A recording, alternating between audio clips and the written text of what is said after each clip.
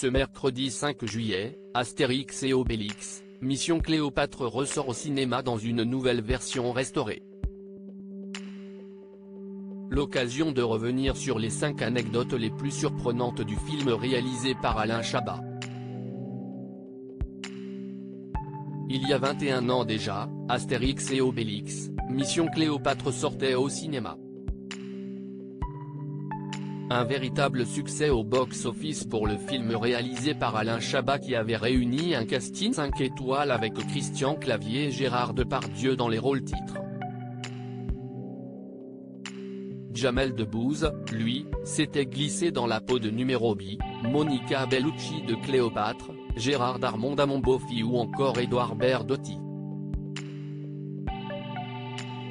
Au total, 14,6 millions de spectateurs se sont rués pour voir le long-métrage qui ressort ce mercredi 5 juillet dans les salles obscures dans une version restaurée.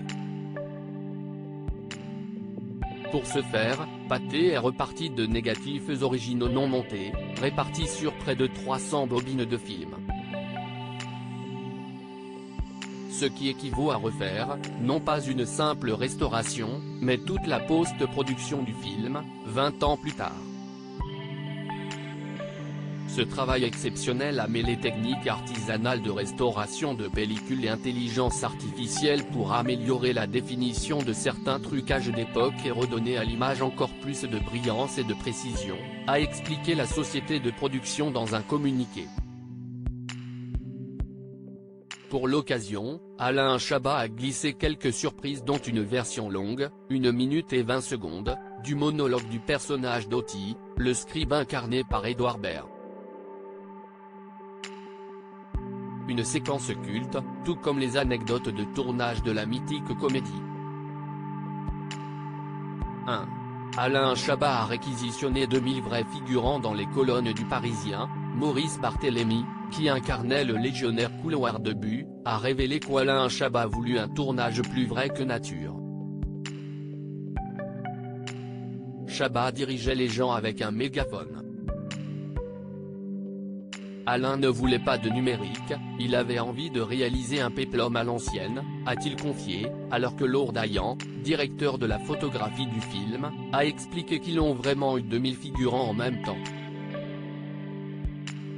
Pas question pour le réalisateur de multiplier numériquement les figurants. 2. Des équipes malades à cause de la chaleur alors que des scènes ont été tournées à Ouarzazate, au Maroc, les équipes du long métrage ont dû supporter des températures allant jusqu'à 50 degrés et des tempêtes de sable.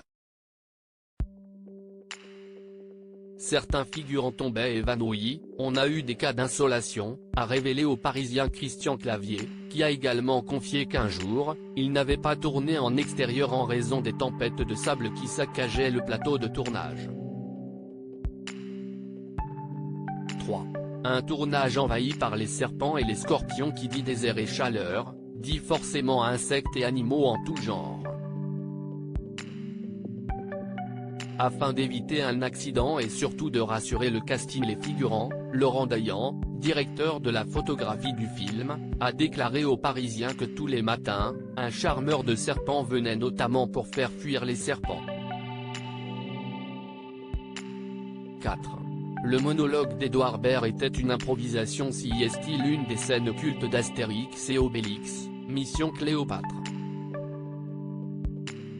Alors que le personnage de Panoramix, Claude Rich, demande à Otis, Édouard Baird, si c'est une bonne situation, ça, scribe ?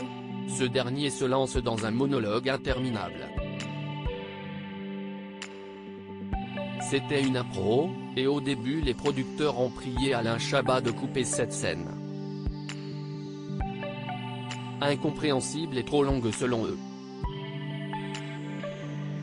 Et après plusieurs années, si est-il le moment dont on me parle le plus. Il m'arrive de croiser des jeunes, qui l'ont littéralement apprise par cœur, avait expliqué l'acteur au site Écran Large, en 2015.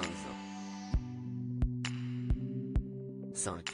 Joe Star a été supprimé du casting initialement, Joe Star devait faire partie du casting.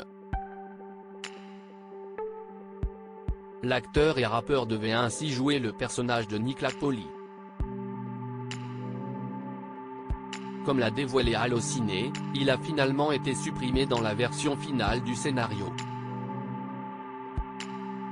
Mais Didier Morville, de son vrai nom, n'a pas tout perdu puisqu'il a interprété le titre Gazelle pour la bande originale du film.